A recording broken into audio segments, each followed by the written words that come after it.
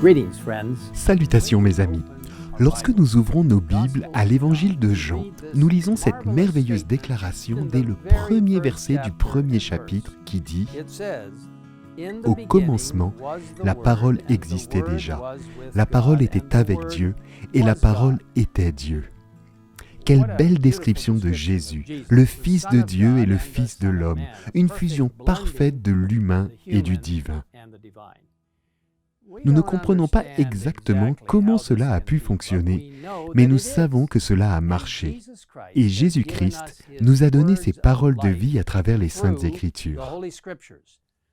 La parole de Dieu est vivante et efficace, selon Hébreux 4, verset 12. En parlant des Écritures, Jésus a dit « Ce sont elles, les Écritures, qui rendent témoignage à mon sujet. » Nous trouvons des traces de Jésus dans les 66 livres de la Bible, alors qu'il nous conduit à travers les 39 livres de l'Ancien Testament, histoire, loi, sagesse, poésie et prophétie. Nous le voyons clairement, Jésus-Christ, à travers les 27 livres du Nouveau Testament, les évangiles, l'histoire de l'Église primitive, les lettres de l'apôtre Paul et les autres lettres, et la prophétie de la révélation de Jésus-Christ. Dieu la lui a donnée pour montrer à ses serviteurs ce qui doit arriver bientôt. En fait, la Bible est le message de Dieu donné à l'humanité, dans le langage de l'humanité, par des hommes qui ont été divinement inspirés, comme l'explique 2 Pierre 1 au verset 21. C'est poussé par le Saint-Esprit que des hommes ont parlé de la part de Dieu. Ainsi, dans un sens, les Écritures sont cette précieuse parole de Dieu, sont semblables au Christ, en ce qu'elles sont une combinaison du divin et de l'humain. La Bible est le message de Dieu pour nous, écrit dans un langage humain, rédigé par des hommes divinement inspirés par le Saint-Esprit. Les Saintes Écritures sont le fondement sur lequel nous basons toutes nos croyances en tant qu'adventistes du 7e jour. C'est pourquoi notre première croyance s'intitule « Les Saintes Écritures », qui se lit comme suit.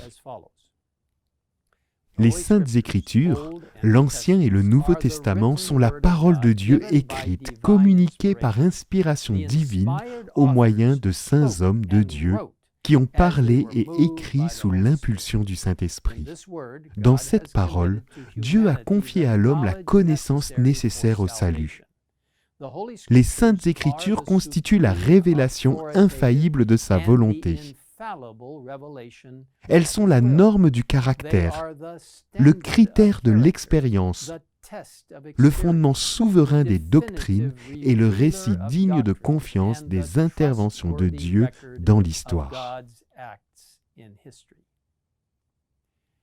De nombreux textes affirment la beauté et la puissance des Écritures. Dans Proverbes, chapitre 30, versets 5 et 6, nous lisons cette promesse et cet avertissement. Toute parole de Dieu est pure. Elle est un bouclier pour ceux qui cherchent un refuge en lui. N'ajoute rien à ces paroles. Il te reprendrait et tu apparaîtrais comme un menteur. Or, Ésaïe 8, verset 20, témoigne comme suit. Il faut revenir à la loi et au témoignage. Si l'on ne parle pas de cette manière, il n'y a pas d'aurore pour ce peuple. Et en Jean 17, verset 17, un texte très important, nous entendons à nouveau Jésus affirmer l'importance des Écritures lorsqu'il prie pour ses disciples, demandant à son Père céleste de les consacrer par ta vérité. Ta parole est la vérité.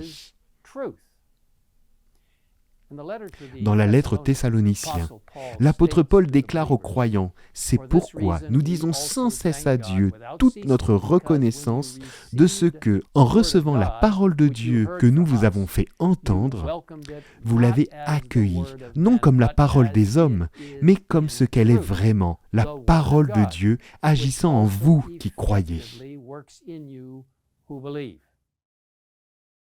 Oui, mes amis, la Bible est véritablement la parole de Dieu pour nous.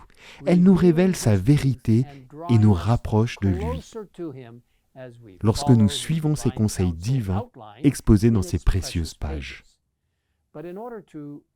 Mais pour entendre vraiment Dieu parler, nous devons aborder les Écritures avec la conviction qu'elles sont bien la révélation suprême, autoritaire et infaillible de sa volonté. Dans le livre La tragédie des siècles, nous recevons un avertissement. J'espère que vous connaissez ce livre qui est si merveilleux. Si vous ne le connaissez pas, lisez-le. Si vous l'avez déjà lu, relisez-le. Le texte dit ceci. Les vérités les plus clairement révélées dans les Écritures ont été mises en doute par des savants qui, s'attribuant une grande sagesse, enseignent que les Écritures ont un sens mystique, secret, spirituel, qui ne paraît pas dans le terme employé. Ces hommes sont de faux docteurs. C'est à eux que Jésus dit « Vous ne comprenez ni les Écritures ni la puissance de Dieu ».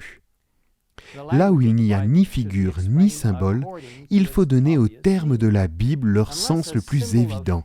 Si quelqu'un veut faire la volonté de Dieu, il connaîtra si la doctrine est de Dieu. Si l'on voulait attribuer aux paroles de l'Écriture leur sens propre, s'il n'y avait pas de faux docteurs pour égarer et troubler les esprits, il s'accomplirait sur la terre une œuvre qui réjouirait les anges et grâce à laquelle des milliers de brebis qui errent maintenant dans les ténèbres seraient introduites dans le céleste bercail. Oui, mes amis, la Bible est effectivement une lampe à nos pieds et une lumière sur notre sentier. Mais nous devons d'abord ouvrir les yeux pour voir clairement la lumière. Si vous souhaitez en savoir plus sur ce que nous, en tant qu'adventistes du 7e jour, croyons à propos des Écritures, je vous recommande 2 ressources.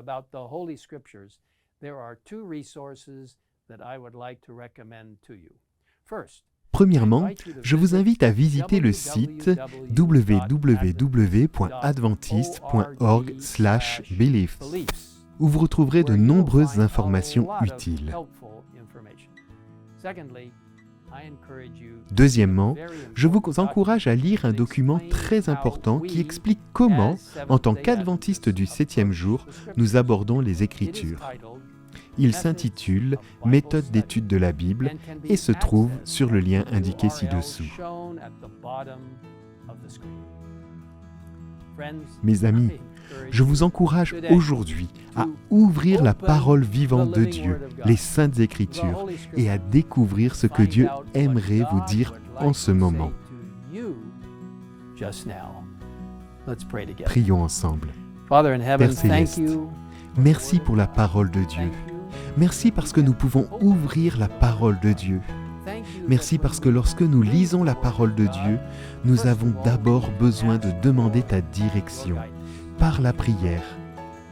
Et merci parce que par le Saint-Esprit, tu nous révèles des vérités qui ne sont pas seulement celles qui sont sur le papier, mais qui deviendront absolument pratiques dans nos vies. S'il te plaît, donne-nous des conseils alors que nous étudions la parole de Dieu chaque jour, pour comprendre ta direction pour nos vies, alors que nous approchons du retour du Christ. Merci de nous écouter dans cette prière. Nous te le demandons au nom de Jésus. In Jesus' name we ask it. Amen.